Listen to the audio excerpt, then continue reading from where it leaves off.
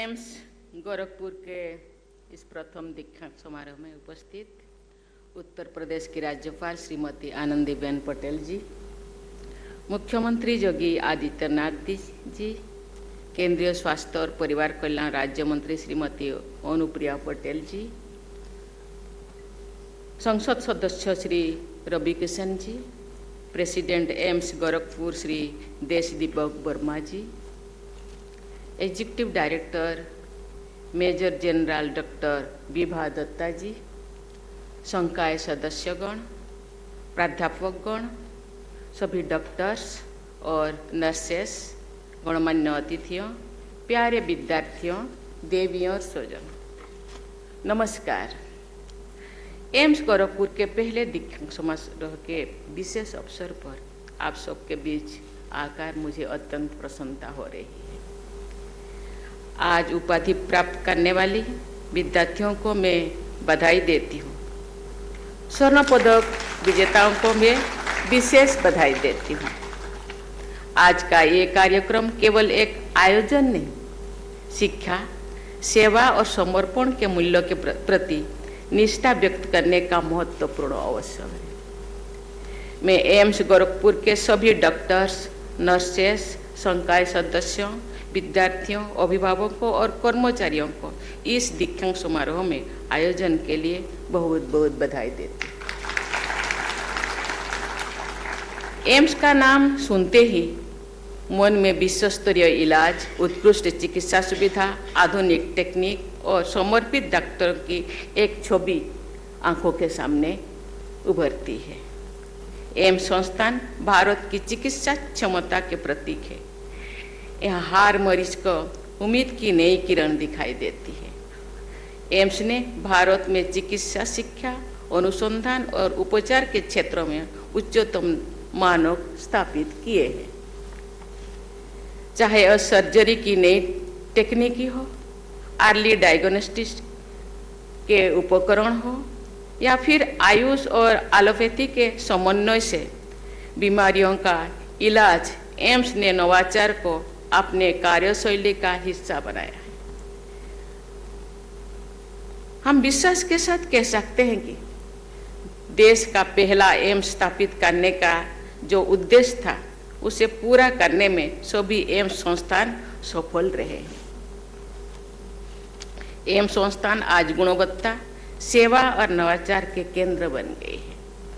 AIIMS Gorakhpur इस परंपरा को सफलतापूर्वक आगे बढ़ा रहे हैं।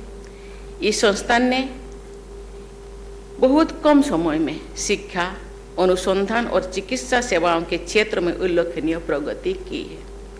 यह संस्थान हर वर्ग के नागरिकों के लिए सुलभ और सस्ती स्वास्थ्य सेवाएं उपलब्ध करवा रहा है। इसीलिए मैं इस संस्था को बहुत बहुत धन्यवाद देती हूँ। चाहे कोई गरीब हो, ग्रामीणों हो या शहरी नागरिक, इस संस्थान में सबके लिए समान गुणवत्ता का इलाज उपलब्ध है। मुझे बताया गया है पूर्वी उत्तर प्रदेश, सीमावर्ती बिहार और नेपाल के लोगों के लिए उत्कृष्ट चिकित्सा सेवा के केंद्र के रूप में एम्स गोरखपुर प्रसिद्ध हो रहा है। इस अवसर में पर सभी डॉक्टर्स से कहना चाहूंगी, चिकित्सा लोगों की सेवा करने के साथ साथ देश की सेवा का माध्यम भी है। डॉक्टरों का समाज और देश के विकास में अत्यंत महत्वपूर्ण योगदान होता है। ये केवल रोग का इलाज नहीं करते, बल्कि एक स्वस्थ समाज की नींव भी रखते हैं। जब देश के नागरिक स्वस्थ होते हैं तो उनकी कार्य करने की क्षमता भी बढ़ती है और ये राष्ट्र की उन्नति में भागीदारी बन सकते हैं। इसके लिए जरूरी है कि डॉक्टरों की सेवाएं ग्रामीणों और दूर दराज क्षेत्रों में भी उपलब्ध हो।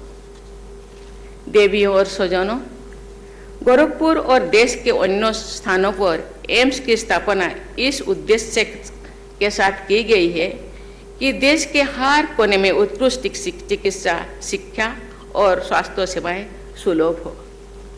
आज पूरे देश में अनेक एम्स कार्यरत है, जिनके द्वारा स्थानीय लोगों को उच्च गुणवत्ता की स्वास्थ्य सेवाएं मिल रही है। साथ ही स्वास्थ्य सेवा के क्षेत्र में रोजगार और शिक्षा के अवसर भी बढ़े हैं। विदेशों से भी मरीज भारत में इलाज के लिए आते हैं, क्योंकि यहाँ इलाज न केवल सुलभ है बल्कि गुणवत्तापूर्ण भी है। मेडिकल टूरिज्म को बढ़ावा देने में एम्स जैसे संस्थानों की निर्णायक भूमिका रही है। भारत में इलाज का खर्च अन्य के कई देशों की तुलना में बहुत ही कम है, जिसके कारण विदेशों से भी लोग इलाज के लिए यहाँ आते हैं। ये भारत का एक गौरव का गाथा है, बहुत खुशी की बात है।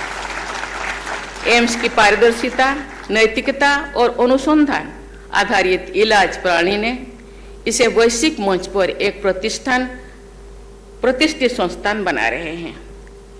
मुझे विश्वास है कि एम्स गोरखपुर सहित देश के सभी एम्स संस्थान भारत को एक वैश्विक चिकित्सा केंद्र के रूप में स्थापित करने में अग्रणी भूमिका निभाएंगे। प्यारे विद्यार्थियों, एक डॉक्टर का व्यवहार भी मरीज की मानसिक और शारीरिक स्थिति पर गहरा प्रभाव डालता है। आज आप डॉक्टर बन गए हैं। आप जब इस करियर के अलावा आप दूसरे आपको अपना आर्थिक और सामाजिक उत्थान करने के लिए बहुत सारे विकल्प, बहुत सारे ऑप्शन था, लेकिन आप इस प्रोफेशन को, इस करियर को चुना। इसलिए मैं समझती हूँ आपके मन में कहीं ना कहीं सेवा भाव का और आपके परिवार भी सेवा भावना का है, इसीलिए आप इस करियर को चुना। इसीलिए आपको मैं धन्यवाद देना चाहती हूँ। एक संवेदनशील डॉक्टर न केवल दवा से बल्कि अपनी व्यवहार से भी मरीज को जल्दी ठीक होने से मदद करती है। साक्ष्य दर्शाते हैं कि सहानुभूतिपूर्ण देखभाल से मरीज की हालत में तेजी से सुधार होता है। इसी तरह डॉक्टर के धैर्य और समर्पण की भावना समाज में एक आदर्श प्रस्तुत करती है, जिससे अन्य लोगों भी प्रेरित होते हैं। डॉक्टर एक प्रोफेशन नहीं है, ये एक सेवा होता है। इसका कोई 24 आवर सेवा ये ट्रांसफरेबल नहीं है। कभी आप रात में थका हारा सोए हैं, आधी रात को कोई टेलीफोन किया, फिर आपको जाना पड़ता है। आप 2 घंटा काल सो सकते हैं, लेकिन आप आज जो सो जाएंगे तो एक जिंदगी चली जाएगी। आप खाने का एक निवाला लिए हैं, आपको कोई टेलीफोन आया तो शायद आप वो खाना खा के थोड़ा रेस्ट करके जाएंगे तो वो जिंदगी शायद नहीं रहेगा। इसीलिए ये एक इमरजेंसी सर्विस है। इसीलिए हमारे यहाँ अभी भी डॉक्टरों को भगवान मानते हैं। हम भगवान को देखे नहीं, हम कभी सुने हैं, लेकिन चलते फिरते भगवान जिसके कदमों के नीचे अपने मरीजों को फेंक देते हैं कि डॉक्टर साहब इसको बचाओ, उनके पास कुछ आर्थिक व्यवस्था है कि नहीं, उनके पास कुछ है कि नहीं, आपको सोचना पड़ेगा और उसको जिंदगी को बचाना पड़ेगा। यही मानवता है, यही डॉक्टर है। इसी तरह डॉक्टर के धैर्य और समर्पण की भावना समाज के एक आदर्श प्रस्तुत करती है, जैसे कि अन्य लोगों को भी प्रेरित करते हैं। डॉक्टर्स को अनेक चुनौतियों का सामना भी करना पड़ता है, लेकिन एम्पैथी के महत्व को समझना आवश्यक है। मैं मेडिकल एजुकेशन से जुड़े सभी हितधारकों से भी अपील करूंगी कि भावी डॉक्टर्स को शुरुआत से ही एक ऐसा इकोसिस्टम प्रदान किया जाए जिसमें वे अपने कौशल के साथ साथ doctor patients communication, role of empathy in healing और ट्रस्ट बिल्डिंग जैसे विषयों के बारे में भी जानें और अपनी कार्यशैली में को अपनाएं। इसलिए आप डॉक्टर बने हैं, बहुत सारे परिस्थिति का सामना करना पड़ता है, क्योंकि डॉक्टर होने के बाद आप कितना धनवान हुए, आप कितना सामाजिक सम्मान आपको मिला, लेकिन आप कोई पेशेंट, दरिद्र पेशेंट हो या कोई भी पेशेंट के चेहरे पे या उनके फैमिली के चेहरे पे जो मुस्कान आपको देखने को मिलेगा, शायद वो कोई अर्थ से उसको कंपेयर नहीं किया जा सकता है। जो सुकून मिलेगा, जो खुशी मिलेगा, जो चेहरा से मुस्कान से, शायद वो खुशी शायद कोई आर्थिक रूप से या सामाजिक रूप से उसको कंपेयर नहीं किया जा सकता। इसीलिए आप जो चुने हैं, आपको धन्यवाद देना चाहती हूँ, लेकिन इस चीज़ को आपको जिंदगी भर निभाना है। तो आप जो, क्योंकि डॉक्टर का ऑफिशियली रिटायरमेंट होने के बाद डॉक्टर के भी रिटायर नहीं होते, जिंदगी भर ये सेवा आपको मिला है। इसीलिए आपके पेरेंट्स को आपको भी धन्यवाद देना चाहती हूँ। आप सेवा करते रहिए। और ये कहते हैं स्वास्थ्य ही संपदा, ये स्वास्थ्य रूपक संपदा लोगों को देते जाइए, आपको सुकून मिलेगा, आपके चेहरा पे खुशी मिलेगा और आप दुनिया में जीते रहेंगे, आपके नाम जीते रहेगा। आप रहे ना रहे, लेकिन आपके नाम दुनिया में गूंजते रहेगा। आपके करियर और जीवन में ये हमेशा याद रखें कि चिकित्सा केवल एक प्रोफेशन नहीं, बल्कि मानवता की सेवा है। आज जहां भी कार्य करें, करुणा और ईमानदारी को अपने चिकित्सा का हिस्सा बनाएं। टेक्नोलॉजी इन मेडिसिन के बारे में तो आप सब जानते हैं। आज हम देख रहे हैं कि telemedicine, AI in diagnostic, robotic surgeries, wearable health tech जैसे तकनीकी चिकित्सा सेवा को बेहतर बना रही है।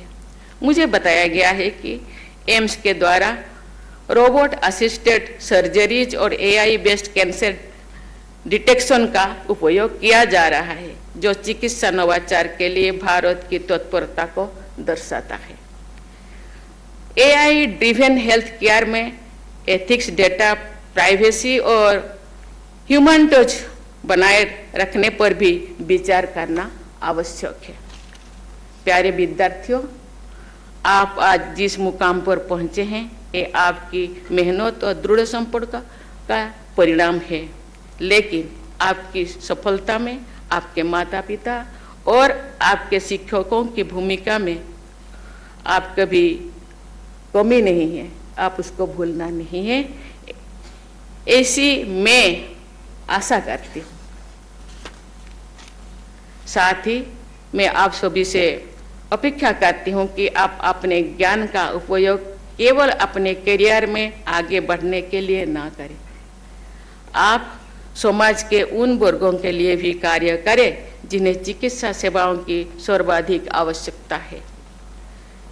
कई ग्रामीणों तथा आदिवासी क्षेत्रों में वंचित समुदायों के लिए अब भी उच्च स्तर की स्वास्थ्य सेवाएं की कमी है। इस एम्स संस्थान किस परिकल्पना के साथ, किस भावना के साथ बनाया गया है, मैं चीफ मिनिस्टर के साथ जो बात कर रही थी मैंने सुनी। एक ऐसे वाला बीमारी जो 1 से 15 साल के बच्चों, जो गरीब बच्चों, क्योंकि उनके पास ना रहने का, ना खाने का, ना स्वच्छता का कुछ व्यवस्था था, उन बच्चों को हो रहा था। मैंने सुना और बीमारी अभी खत्म हो गया है। इसलिए इस संस्था को बहुत बहुत धन्यवाद देना चाहूँगी। मुझे विश्वास है कि आप इस बारे में विचार करेंगे और ऐसे क्षेत्रों और लोगों के लिए अच्छे स्वास्थ्य सेवा की दिशा में कार्य करेंगे। मैं आशा करती हूं कि आप सब अपने कार्य से एम्स गोरखपुर और देश का नाम रोशन करेंगे।